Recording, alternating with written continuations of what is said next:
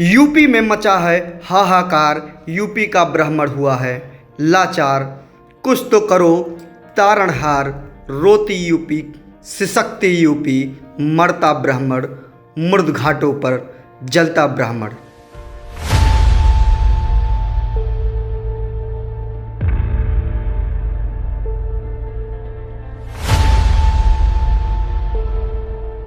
Jail के अंदर ब्राह्मण। आखिर क्या हो गया है यूपी को? यूपी के ब्राह्मण को किसकी नज़र लग गई? यूपी धरा के देवताओं को कहते हैं। यूपी तो भाईचारे अमन और चैन का प्रदेश है, लेकिन यूपी तो अब बयान बहादुरों और हिटलर की हो गई है। कहते हैं कि दिल्ली का रास्ता यूपी से होकर जाता है। कैसे जाएंगे महाराज आप दिल्ली? कम लिखूंगा लेकिन पूरा लिखूंगा। अगर उठा ली कलम तो तुम्हारी औकात लिख दूंगा। नमस्कार दोस्तों, मैं हूं ब्रजेश शुक्ला और आप देख रहे हैं प्रणाम भारत न्यूज, जिसमें आज हम बात कर रहे हैं उत्तर प्रदेश के सबसे ज्वलंत मुद्दे पर। जी हां, उत्तर प्रदेश में आए दिन ब्राह्मणों की हत्या हो रही है। जितनी भी हत्याएं हो रही हैं उनमें से लगभग 80% ब्राह्मणों की हो रही है। उत्तर प्रदेश में लगातार महिषासुर की हत्याएं हो रही हैं, जिनको योगी और योगी सरकार द्वारा लगातार इनकाउंटर किया जा रहा है। प्रदेश में योगी और योगी सरकार का खौफ इस कदर बढ़ गया है कि अब तो कोई ब्राह्मण अपने नाम के आगे पंडित और पीछे दुबे, तिवारी, पांडे आदि बताने और लिखने में डर रहा है। आलम यह है कि पंडितों को पंडितों से ही ठुकवाया जा रहा है। इतिहास गवाह है, उत्तर प्रदेश में जब जब इस तरह की सोच वाले उत्तर प्रदेश के मुख्यमंत्री बने हैं, सबसे ज़्यादा ब्राह्मणों को ही क्षति हुई है। चाहे वह विश्वनाथ प्रताप सिंह की सरकार रही हो, या लोथ समाज से आने वाले कल्याण सिंह, या फिर एक सामंतवादी विचारधारा वाले एक वर्ग के सबसे बड़े मसीहा बनने की ख्वाहिश रखने वाले योगी आदित्यनाथ हों। देश में जब जनसंघ का गठन हुआ तो यह कहा गया कि यह तो ब्राह्मणों की और दरिद्र नारायणों की पार्टी है, और जब जनसंघ टूटकर भाजपा बनी तो कहा गया कि भाजपा सवर्णों की पार्टी है।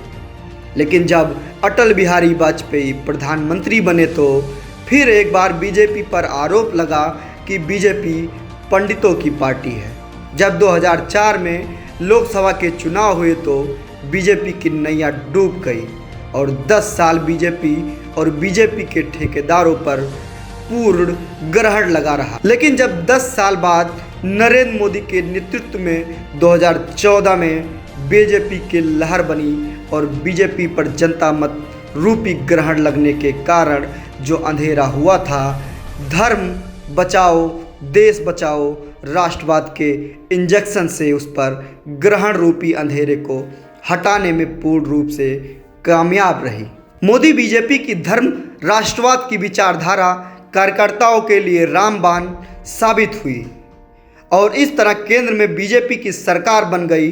और जब उत्तर प्रदेश में 2017 में विधानसभा के चुनाव हुए तो यूपी में भी बीजेपी की सरकार बनी, क्योंकि यहाँ भी चुनाव हिंदू मुस्लिम धर्म और राष्ट्रवाद का चोला पहनाकर हुआ और बीजेपी ये साबित करने में कामयाब रही कि हमसे बढ़कर कोई राष्ट्रवादी धर्म रक्षक नहीं है। उत्तर प्रदेश में हिंदू मुस्लिम चुनाव होने के कई कारण थे। सबसे पहला कारण अयोध्या विवाद, दूसरा काशी का हिंदू मुस्लिम मंदिर विवाद और तीसरा मथुरा का हिंदू मुस्लिम मंदिर विवाद। सपा सरकार की गलत नीतियाँ, आजम खान के बड़े बोल और गौ हत्या को मुद्दा बनाया गया। ये सभी मुद्दे बीजेपी को टानिक का काम किए और इन मुद्दों पर सवार होकर बहुमत के अपार सफलता को प्राप्त करते हुए बीजेपी ने सत्ता काबिज कर ली। अब बात थी कि यूपी का मुख्यमंत्री कौन बने। इधर बात यूपी का मुख्यमंत्री तलाशने की हो रही थी कि तब तक केंद्र में भी दो गुट बन गए, एक अडवाणी दूसरा मोदी। चूँकि मोदी सत्ता में थे इसलिए ज़्यादा प्रभावी रहे सबसे बड़े जनसंख्या वाले प्रदेश उत्तर प्रदेश में अपने आदमी को मुख्यमंत्री की कुर्सी पर बैठाना चाहते थे, क्योंकि देश में राष्ट्रपति का चुनाव सर पर था। अब आपको थोड़ा पीछे ले चलते हैं। जब देश में 2014 का लोकसभा चुनाव होना था तो बीजेपी और उसके कोर कमेटी और बड़े नेताओं की एक बैठक हुई और देश पर राज करने और आपस में खींचतान ना हो, बीजेपी ने अपने बड़े नेताओं के बीच एक समझौता किया था कि 2014 के लोकसभा का चुनाव नरेंद्र मोदी को प्रधानमंत्री का चेहरा घोषित कर लड़ा जाए, जिससे अडवाणी ग्रुप सहमत नहीं था और वो अडवाणी के चेहरे को पीएम घोषित कर 2014 को लोकसभा चुनाव लड़ना चाहते थे। बस यही एक समझौता हुआ जिसे कहा जाता है कि सांप भी मर जाए और लाठी भी न टूटे, और यह तय हुआ कि 2014 का चुनाव नरेंद्र मोदी के नेतृत्व और पीएम चेहरे पर लड़ा जाए, और अगर देश में बीजेपी की सरकार बनती है तो देश के प्रधानमंत्री मोदी बनेंगे और देश के सबसे सर्वोच्च पद पर अडवाणी जी को बिठाया जाएगा, अर्थात अडवाणी को देश का राष्ट्रपति बनाकर सम्मानजनक विदाई की जाएगी। लेकिन मोदी सत्ता में आते ही अडवाणी ग्रुप को बायकॉट करने लगे और अडवाणी पक्ष के लोगों को मोदी शाह जोड़ी तोड़ने में सफल रही। लेकिन उत्तर प्रदेश में मुख्यमंत्री अपनी मर्जी वाले मनोज सिन्हा को मोदी शाह मुख्यमंत्री नहीं बना पाए, क्योंकि अडवाणी ग्रुप की सिफारिश पर संघ ने हस्तक्षेप कर दिया और योगी को अडवाणी ग्रुप और संघ की कृपा से मुख्यमंत्री बनाया गया। कारण सिर्फ और सिर्फ अडवाणी का राष्ट्रपति बनने की महत्वाकांक्षा कि जब हमारी वोट की संख्या ज़्यादा होगी तो मोदी को मजबूरन राष्ट्रपति पद के लिए अडवाणी को नामित करना पड़ेगा। लेकिन जैसा कि मोदी शाह की कुंडली में शत्रु समनकारी योग है, जो टकराएगा वह चूर चूर हो जाएगा, और हुआ भी ऐसा ही।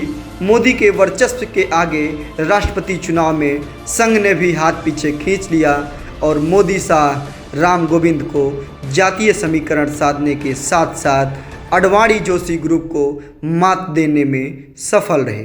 और जैसा कहा जाता है कि शिखर फूटा बिल्ली के भाग से, और इस तरह उत्तर प्रदेश में इन दोनों के झगड़ों का फायदा योगी को मिला और योगी को सांसारिक मोह माया को छोड़कर मठ चला रहे थे, उसे अचानक भौतिक सुखों की याद आई और यूपी के राजा बनकर राजपाट कैसे किया जाता है उसके आनंद लेने लगे। मठ चलाने वाला सरकार चलाने लगा। योगी को सोई हुई आत्मा जो कि संन्यास धारण कर चुकी थी उसे हवा मिली और सोती हुई आत्मा जग गई। बाबा भौतिक सुखों के बीच जात पात अपना पराया ऊंच नीच से ग्रसित हो गए। इसका सीधा उदाहरण हिंदू वाहिनी में देखने को मिला है। उत्तराखंड भले ही उत्तर प्रदेश से अलग हो गया हो, अजय सिंह बिष्ट योगी आदित्यनाथ हो गए हों, लेकिन उनका दिल, दिमाग और हाथ समाज के एक खास वर्ग के लिए धड़कता है। इस तरह जब योगी उत्तर प्रदेश के मुख्यमंत्री बने तो गुंडों का सफाया करने के नाम पर सबसे पहले गोरखपुर में ही हरशंकर तिवारी से भिड़े, क्योंकि गोरखपुर में जितने बड़े योगी बाहुबली हैं और जिस तरह इनका मठ अपराधियों को पनाह देता है, उसी तरह हरशंकर तिवारी इनसे पहले से ये काम करते रहे। गोरखपुर में दो ही लोग और दो ही जगह जानी जाती है और दोनों जगह लोग पैर छूने जाते हैं। एक योगी से मिलने गोरखनाथ मंदिर तो दूसरा हरशंकर तिवारी हाता। इस तरह गोरखपुर में दोनों के बीच लगातार आपसी मनमुटाव बना रहा और आज भी बना है, क्योंकि एक जंगल में दो शेर कैसे रह सकते हैं। योगी को सत्ता मिली तो सबसे पहले हरशंकर तिवारी के हाथे पर ही छापा पड़ा और उनकी जड़ों को उखाड़ने की कोशिश की गई, लेकिन बाबा तो बाबा निकले और योगी को मात देने में सफल रहे। वहीं से योगी के दिमाग में ब्राह्मण समुदाय उनकी आंखों में खटकने लगा। बाबा ने बड़ी बड़ी पोस्टों पर क्षत्रिय समाज को नियुक्त करना शुरू किया। इसका उदाहरण ओपी सिंह के रूप में बखूबी समझा जा सकता है। जब महाराज ने अपने मन के ओपी सिंह को नियम और कानून को ताक पर रखकर डीजीपी बनाया था, जबकि उनसे सीनियर और काबिल अधिकारी रहे और रिटायर हो गए। अब बात करते हैं कि बाबा किस तरह प्रदेश में गुंडों के सफाई के नाम पर अपने व्यक्तिगत प्रतिशोध में ब्राह्मणों का एनकाउंटर करवाने में लगे हैं। और बाबा अपने प्रतिशोध की आग में इस कदर जल रहे हैं कि महाराज जी ने अपने को न्यायालय मान बैठे और न्यायालय के अस्तित्व को नकारा मान बैठे हैं। No FIR, no arrest, no सुनवाई, सीधा एनकाउंटर। बाबा ने ठोकने का काम कानपुर के विकास दुबे से शुरू कराया, राजेश पांडे और विजय मिश्रा को जेल में डाल दिया। जितने भी ब्राह्मण के नाम 2-4 मुकदमे हैं, बाबा ने हर जिले में एनकाउंटर की लिस्ट जारी कर दिया। बाबा ने विकास दुबे को अरेस्ट नहीं करवाया, सीधे एनकाउंटर के आदेश दे दिया। बाबा की सरकार ने उसे विश्वास में लेकर मनगढ़ंत कहानी बनाकर मर्डर कर दिया। एनकाउंटर नहीं, उसकी हत्या की गई। आज तक किसी मानवाधिकार संगठन ने आवाज़ नहीं उठाई। वही 8 पुलिस वालों की नृशंस हत्या के बाद समाज के किसी भी वर्ग, समुदाय, संगठन द्वारा उनके आत्म शांति के लिए कैंडल जलाकर चौराहे पर या शहीद चौक पर दिए नहीं जलाए। किसी ने उनके प्रति संवेदना नहीं दिखाई। सोचनीय है, आखिर क्यों यही हमारे सैनिक शहीद हुए होते तो लोग सड़कों पर निकलकर उनके आत्म शांति के लिए हजारों दीपक जलाते, देश के कोने कोने में कैंडल मार्च निकाला जाता। लेकिन पुलिस वालों के लिए क्यों नहीं सड़कों पर निकले? क्योंकि पुलिस सरकारी गुंडा है और पुलिस को, खासकर यूपी पुलिस को, अपने इस दाग को मिटाना चाहिए कि हम सरकार के नौकर हैं, जनता के भी नौकर और रक्षक हैं। उन्हें अपने अंदर नैतिकता जगानी पड़ेगी और उन्हें साबित करना पड़ेगा कि हम आपके परिवार के हैं। योगी अब भदोही के विधायक विजय मिश्रा के पीछे पड़े हैं। उन पर अब मुकदमों पर मुकदमा डालते जा रहे हैं क्योंकि श्याम नारायण सिंह के विरोधी विजय मिश्रा जनबली बन चुके हैं। लेकिन महाराज जी सीधे श्याम नारायण सिंह की मदद कर रहे हैं और जनबली को बाहुबली साबित करना चाह रहे हैं। प्रणाम भारत आपसे पूछता है महाराज, प्रदेश में जब से आपकी सरकार आई है सबसे ज़्यादा ब्राह्मणों की हत्या क्यों हो रही है? ब्रजेश सिंह बनारसी पर 106 मुकदमा, धनंजय सिंह जौनपुर 46 मुकदमा, ब्रिजभूषण सिंह गोंडा 84 मुकदमा, सोनू सिंह सुल्तानपुर 55 मुकदमा, मोनू सिंह सुल्तानपुर 53 मुकदमा, संग्राम सिंह बिजनौर 55 मुकदमा, बादशाह सिंह महोबा 88 मुकदमा, उदयभान सिंह भदोही 83 मुकदमा, राजा भैया प्रतापगढ़ 40 मुकदमा। ऐसे तमाम नाम हैं जिन पर कार्रवाई क्यों नहीं हो रही? आखिर कौन है ये लोग जिस पर आपकी पुलिस डंडा नहीं चला पा रही? आखिर क्या मजबूरी है? महाराज आपकी क्या ये जातिगत मोह है? आप तो सन्यासी हैं, फिर कैसा भाई भतीजा बात? क्यों इन लोगों के मुकदमे वापस लिए गए? आपके इस कृत्य के कारण हाई कोर्ट को पूछना पड़ा कि क्यों इन लोगों के मुकदमे वापस लिए जा रहे हैं। क्या ये समाज सेवी हैं या आप बिरादरी निभा रहे हैं? आखिर किसकी हिम्मत थी कि इन लोगों पर फर्जी मुकदमा दर्ज करा दिया और पुलिस ने दर्ज कर लिया? ये सारे मुकदमे फर्जी नहीं हैं, आप इसे फर्जी बता रहे हैं। आप ही न्यायालय हो गए हो। देश के एक नियम, एक कानून, एक संविधान से चलता है, भेदभाव से नहीं। नारा देंगे सबका साथ सबका विकास, लेकिन भेदभाव जारी है। आखिर ये लोग कब जेल जाएंगे? इनका इनकाउंटर कब होगा? रामराज कब आएगा? पहले बाबा यादवों के पीछे पड़े, लेकिन जब यादव समाज द्वारा आवाज़ उठाई गई तो बाबा को समझ में आया कि सत्ता बदल सकती है और अखिलेश की अभी बहुत कम उम्र है और दोबारा CM बन सकता है, फिर अपने लोगों के पीछे पड़ सकता है। तब जाकर फर्जी एनकाउंटर से यादवों को राहत मिली, लेकिन ब्राह्मण को बाबा से प्रकोप से राहत कब मिलेगी या तो सिर्फ ईश्वर जानता है। ब्राह्मण तो प्रणाम करने मात्र से अपना सब कुछ न्यौछावर कर देते हैं, लेकिन आज इनकी कोई सुनवाई नहीं है। इतिहास पढ़ो तो भी अपने समाज के लिए लड़ा, वही उसके लिए पूजनीय हुआ।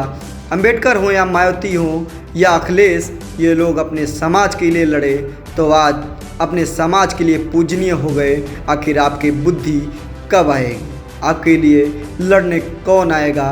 देवमानी दुबे ने बाबा से विधानसभा में सवाल पूछा, क्यों उत्तर प्रदेश में ब्राह्मण मारे जा रहे हैं। गौरक्षा में तो आप कामयाब रहे, लेकिन पंडितों को कैसे सुरक्षा देंगे। बाबा निरंतर थे, लेकिन काम निरंतर से नहीं चलेगी। अपने लिए ना सही, अपने समाज आने वाली नस्लों को सुरक्षित भविष्य के लिए आवाज़ उठाइए। कहते हैं जनता की आवाज़ भगवान की आवाज़ होती है। यह याद रखो कि हम इतिहास को लिखने वाले लोग हैं। जब हमारी बात देवता नहीं सुनते तो हम देवता बदल देते हैं। अगर मुख्यमंत्री या सरकार बात को नहीं सुनती है तो हम सरकार बदल देंगे। विकास वही हुआ है, सुरक्षा उसी को मिली है जो संगठित है। अगर आपको वीडियो पसंद आई हो तो लाइक, शेयर और कमेंट ज़रूर करें और ज़्यादा से ज़्यादा शेयर करें। धन्यवाद। अगले वीडियो में फिर मिलेंगे, तब तक के लिए नमस्कार।